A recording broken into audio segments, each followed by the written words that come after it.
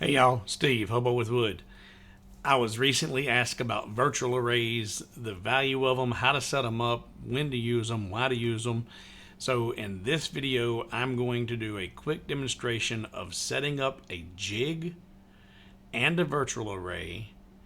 And I'm going to go through it quick. I'll explain what I'm doing, but not why I'm doing it, but I will make sure I explain every step. And if you follow the exact same procedure, you can duplicate this. If you have questions about why, put them in the comments. If you have questions or suggestions about ways to do it better, put those in the comments as well. So let's jump over to LightBurn and get started on a from scratch a new jig and a virtual array. So I've got my LightBurn open, and I'm going to create a jig using my 300 by 300 material. So I'm going to grab my rectangle tool, draw out a rectangle, go to my selector and tell it I need it to be 300 millimeters square. I'm going to put it in my home position for my laser, and I'm going to make this jig for coasters. And the coasters I have are 94 mil, and I'll do those 94 mil. And then I'm going to set those in the left and the top, and I'm going to come over to select that once it's positioned, and I'm going to go to my array tool, and I'm going to do a regular array, grid array, and I'm going to do distance from center to center, and I'm going to do a total of 4 of these. And you use your Y spacing right here to select how far apart you want them from one another, and your X and your Y here. And the further away you have them from one another and leaving enough room around the edges, the stronger your jig will be, and you're planning on using this multiple times. So I'm going to do it at 130 and 130 for my particular jig. And I'm doing distance from center to center on both the X and the Y. I have my reverse direction turned on so that it keeps it down in my columns there. And I'm going to group my results and say OK. Now that they're selected, I'm going to select that and bullseye this. Go ahead and put these on a cut path initially. And then I'm going to come up here with my text tool. And this is really important. I'm going to say top face, and I'm going to put that on my engrave layer and put it in the center and the top, and then I've got my down arrow moved to 10 mils, so that puts it right there. Now I will select this, cut that out and engrave it, and then that's going to give me a top face marking, so I'll know that when I go to reuse this side up and this to the top. Now I do this because your 300 by 300 material may be slightly irregular. Maybe it's 300 by 298. It doesn't matter. As long as you set this jig back in the exact same place and oriented the same way, you don't have to worry about your alignment. It'll be perfect every time. So now that you've cut out your pieces, go back and select your cut layer, put those back on the toolpath and ungroup them. Now that they're ungrouped, you can select each individual piece, and you'll see why that's important in a minute. So there is my jig, and now I want to set up the artwork because I've got this cut out. I've got this laying on the face of my laser bed, and I've dropped my coasters in and I'm ready to engrave them. But what am I engraving? Well, this time I'm going to use my Highland cowls, and I've got this one that I like. It's very, very popular. It's Highland Cows Make Me Happy, You Not So Much. And I've got this sized so that when I use it on my 94 by 94 square coasters, this is 74 millimeters at its overall height, leaving 10 mil on the top and the bottom. So if I select those two and bullseye it, that centers it up and it looks good on that coaster.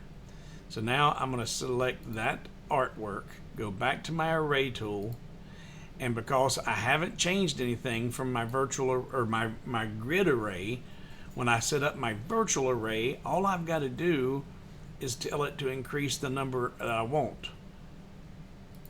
Because I'm staying with the exact same dimensions, everything's going to be perfectly placed every time.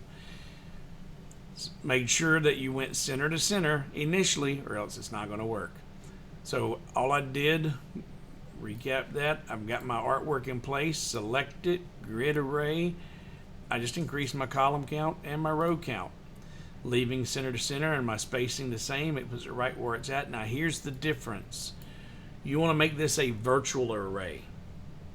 So to create a virtual array, you're going to need to turn this on down here. Create virtual array. Turn that on, and you notice that these got grayed out. They're there, but they're grayed out, and they've got these dashes around the perimeter. So that lets you know when you look at this at a glance that those are not actually there. They are a virtual array. So now you just say, okay, that's done.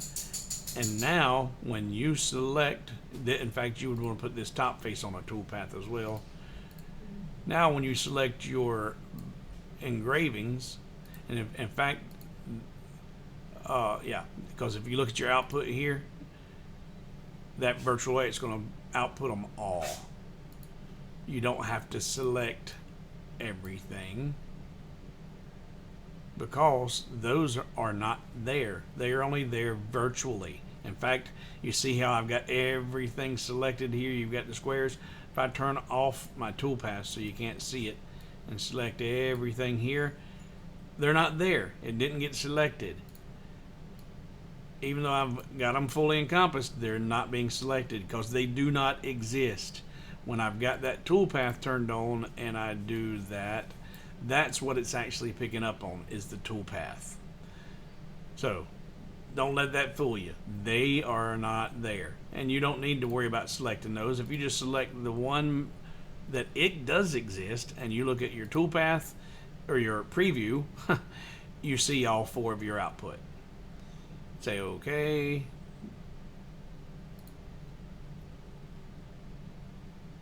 And that's ready to engrave once you're set your speed and powers, but your alignment, everything's done. But why is a virtual array so valuable?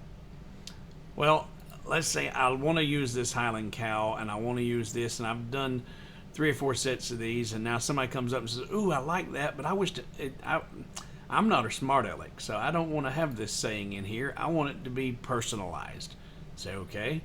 Well, I've got that selected. I'm going to use this tool to zoom in nice and tight. And now I'm going to, all of that, and in fact, I'm going to put it in wireframe mode by going Alt-Shift-W to wireframe mode. And now I'm going to ungroup it one time. And now that I've got it ungrouped, I can select just this text, just that font. And all I got to do is come back to my text tool, come down here to the edge of that text, backspace that out, make the personalized changes that I need, and I'm going to do that's what they wanted on their, they wanted to make it a personalized piece. Well, I edited that one, but when I roll out, everything was changed. It was all done. Say okay, well, that's kind of cool, but what if I wanted to add something to it? What if I wanted to put a heart in here? So okay, well, I'm gonna come and find the heart that I want, and let's say I want this one for whatever reason. It needs to be resized. We'll make it really, really small, and I'm gonna put it over here.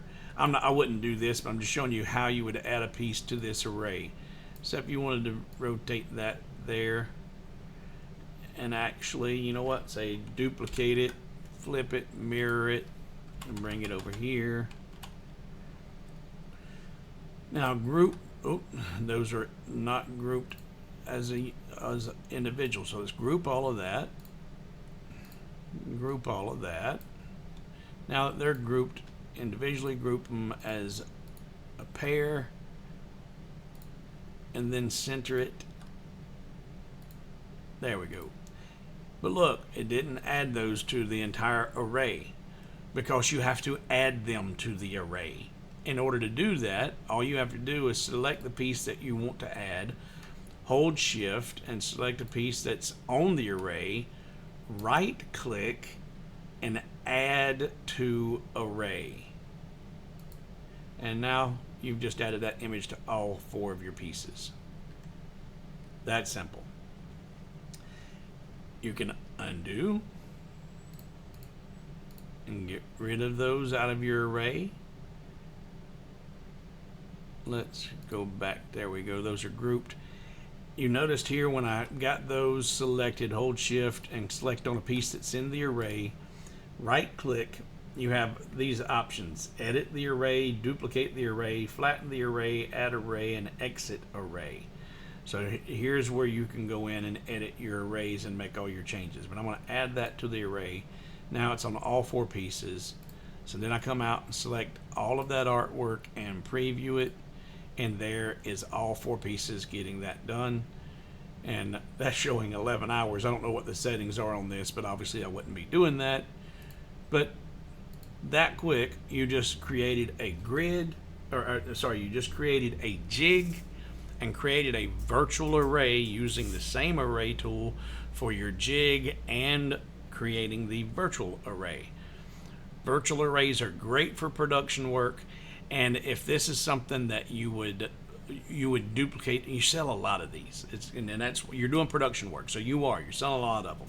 So what you're going to do is come back over here, and let's go back to our original piece.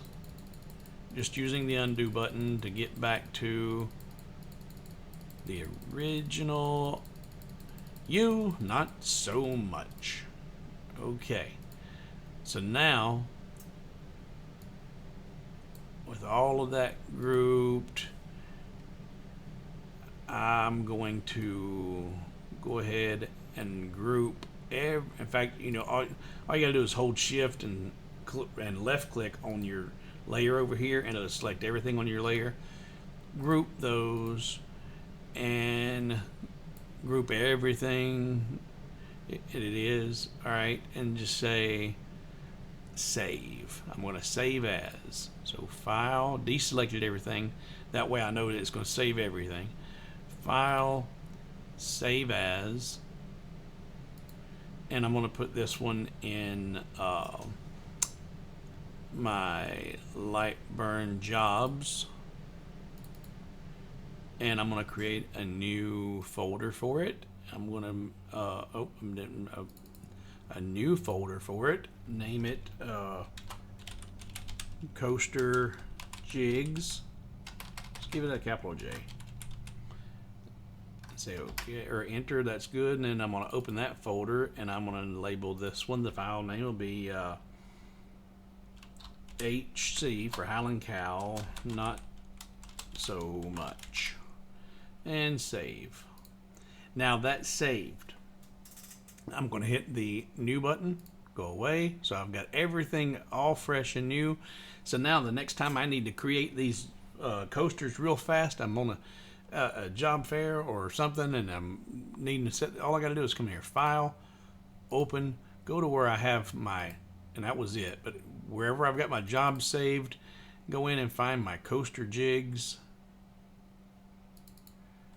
Howling Cow, not so much. Right or left click, open it up, and it puts it right back in play. And I can actually just select that, preview it, hit button, and start engraving. It's done. But if someone wants to make those changes, all you have to do is come in here, look at this. It's currently grouped. You can tell it's grouped because you got ...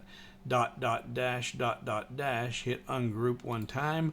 You see it changed to all dashes. Now you can go in and edit your text, make it what you want it to be, get your font selector, come over here. Let's give it all caps. Now you've made your edit, you roll out, you can see that that's all been changed, you're ready to go. Hit your preview to make sure everything's where you want it to be. Make sure your speed and power settings are correct. Hit your start button, and you're ready to start engraving. One of the simplest things you can do, and one of the easiest ways that you can expedite your work, is using jigs and virtual arrays. Hope you found this helpful. If you have any questions or comments, please drop them below, and I'll see you in the next video. I'm Steve, Hobo with Wood, and I'm out.